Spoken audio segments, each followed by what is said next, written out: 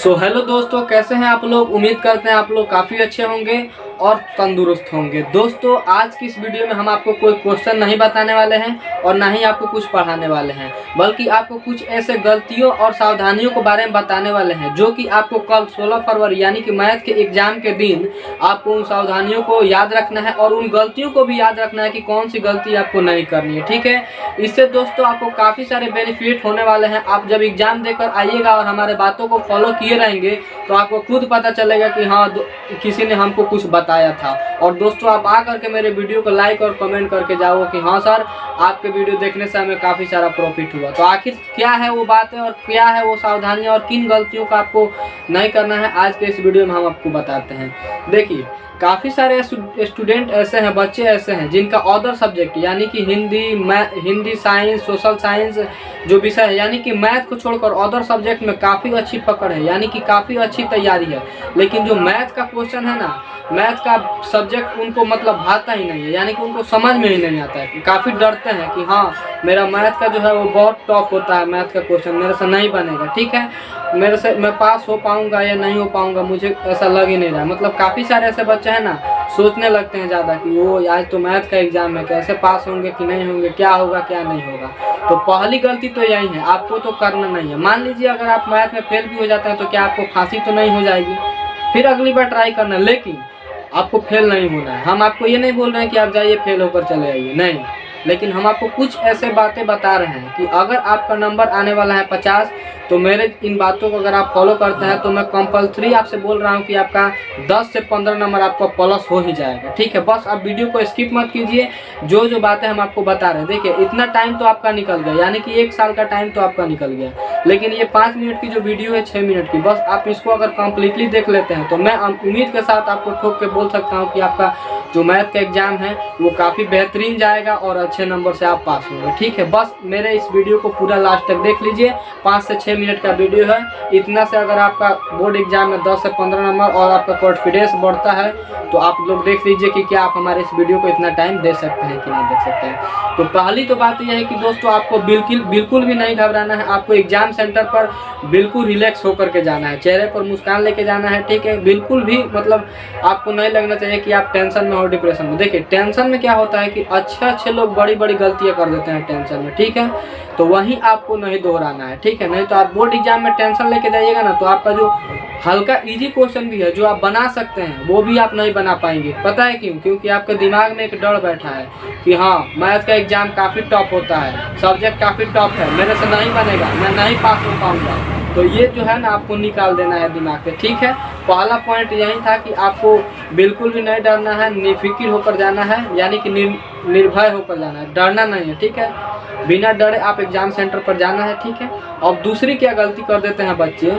कि जब क्वेश्चन को पढ़ते हैं ना, तो क्वेश्चन को पढ़ते समय ध्यान नहीं देते हैं।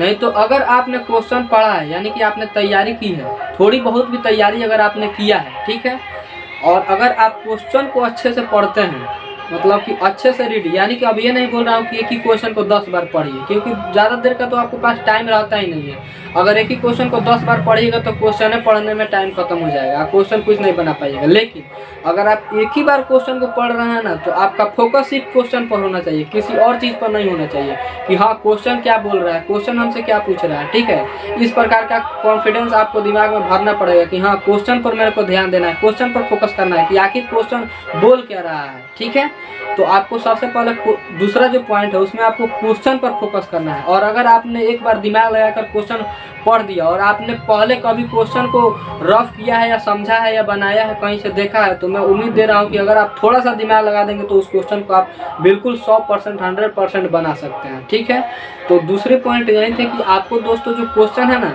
उसको देख करके घबराना भी नहीं है। ठीक है ना, आराम से दोस्तों क्या करना है कि उसको पहले अच्छे से रीड करना है। ठीक है ना, मतलब बिल्कुल भी सावधान, आपका फोकस दूसरे जगह नहीं होना चाहिए, या दिमाग में ये बात नहीं होना चाहिए कि हाँ, मेरे से नहीं बनेगा, क्वेश्चन काफ़ी टफ है, ये दिमाग में आपके नहीं। तो काफ़ी सारे ऐसे भी बच्चे होते हैं जो बोल देते हैं कि बाप रे, बहुत क्वेश्चन हार्ड है। अब आपके दिमाग में बैठे कि क्वेश्चन बहुत हार्ड है। अब आप जाइएगा ना सेंटर में, तो दोस्तों आपसे जो बनने वाला क्वेश्चन भी है वो भी नहीं बन पाएगा। तो आप बोर्ड के एग्जाम के दिन किसी का भी नहीं सुनना है, मैथ के एग्जाम के दिन किसी का कुछ भी नहीं सुनना है। हाँ भाई कैसे हो, बहुत बढ़िया है, कुछ भी ना आपको बताना है, ना सुनना है, ना कुछ भी नहीं, सिर्फ आपको जाना है। और मैं जो 2 बात बताया अभी एक बात और आपको बताने वाला हूँ, ये सभी बातों को ध्यान रखना है, ठीक है।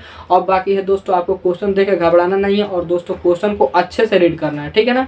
देखिए कहीं कहीं ऐसी संख्या पूछ देता है कि इनमें से कौन सी संख्या अपरिमेय, इसमें से कौन सी संख्या अपरिमेय संख्या नहीं है, ठीक है ना। इस प्रकार का क्वेश्चन पूछेगा, आप क्या करेंगे, आप आधा क्वेश्चन पढ़िएगा कि हाँ कौन पूछ रहा है इसमें कौन सी अपरिमेय संख्या है, और यहाँ तक क्वेश्चन पूछ रहा है नहीं है, अब आप मार दीजिएगा गलत। अब जब एक बार आपने अगर गोला कर दीजिए, मान लीजिए यहाँ पर आपने एक गोला कर दिया, जो OMR शीट रहता है आपका, गोला कर दिया, अब इसको चाहिएगा कि काटने के लिए, तो ये थोड़े ना कटेगा, अब तो ये हो गया, कंफर्म हो गया।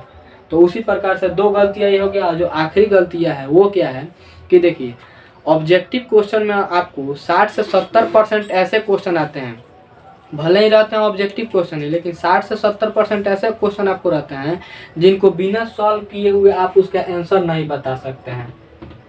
ये सभी आप सभी को पता है, आप लोग तैयारी किए होंगे तो आपको पता ही होगा, आपने गेस पेपर या फिर मतलब कुछ भी देखा होगा, मॉडल पेपर, सैंपल पेपर कुछ भी देखा होगा, तो उसमें आपको पता चल ही गया होगा कि जो आपको 100 नंबर का ऑब्जेक्टिव क्वेश्चन, मतलब 50 नंबर का आ रहा है लेकिन 100 क्वेश्चन पूछा जा रहा है, उसमें से 60 से 70% ऐसे क्वेश्चन होते हैं जिनको आप लोग बिना सॉल्व किए हुए, यानी कि बिना उसको रफ कॉपी पर बनाए हुए, मतलब एग्जाम सेंटर में पेज एक मिलता है रफ के लिए 1-2, तो बिना उस पर बनाए हुए आप उसका आंसर नहीं निकाल सकते हैं, ठीक है। और काफ़ी सारे ऐसे बच्चे होते हैं कि अगर एक क्वेश्चन उनसे नहीं बना तो बार बार उसी क्वेश्चन को रिपीट करेंगे कि ये क्यों नहीं बना, कैसे नहीं बन रहा है, क्यों नहीं बन रहा है, एक ही क्वेश्चन पर बार बार रिपीट करते रहते हैं। तो उससे क्या होता है कि आपका टाइम तो फिक्स है, टाइम आपका ख़त्म होते जाता है, ठीक है, टाइम जो आपका है वो ख़त्म होते जाता है, और बाकी जो आपका सब्जेक्टिव क्वेश्चन बनाने का टाइम आता है तो आपका क्वेश्चन छूट जाता है, ठीक है।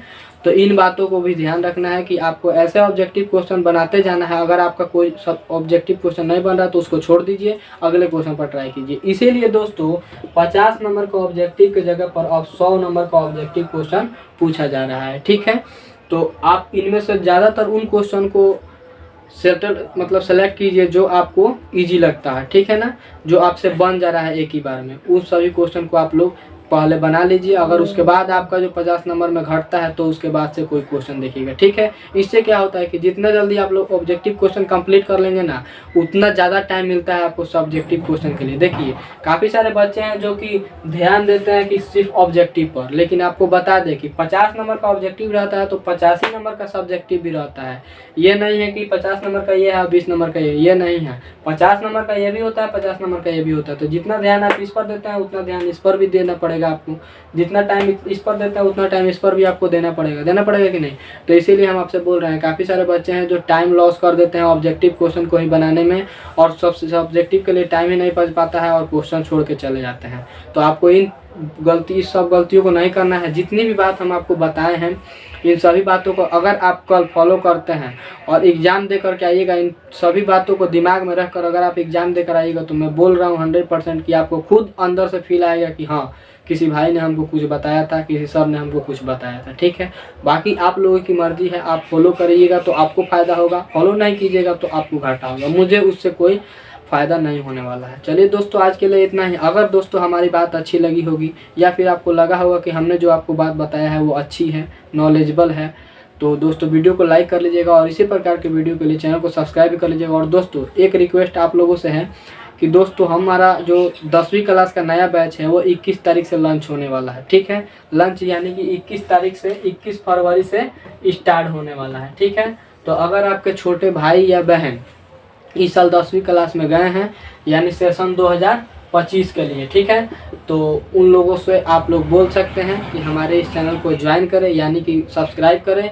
और दोस्तों इस चैनल पर आपको 2 सब्जेक्ट एनी टाइम मिलते रहेंगे, यानी कि दो सब्जेक्ट का सिलेबस आपको पूरा कराया जाएगा, मैथ और साइंस का, ठीक है। और दोस्तों आपका हर वीक में एक टेस्ट भी लिया जाएगा और अब उसका रिजल्ट भी दिया जाएगा, नोट्स PDF वगैरह सब आपको दिया जाएगा, ठीक है। तो चलिए दोस्तों आज के लिए इतना ही, मिलते हैं नए वीडियो में नए टॉपिक के साथ। जय हिंद, जय भारत।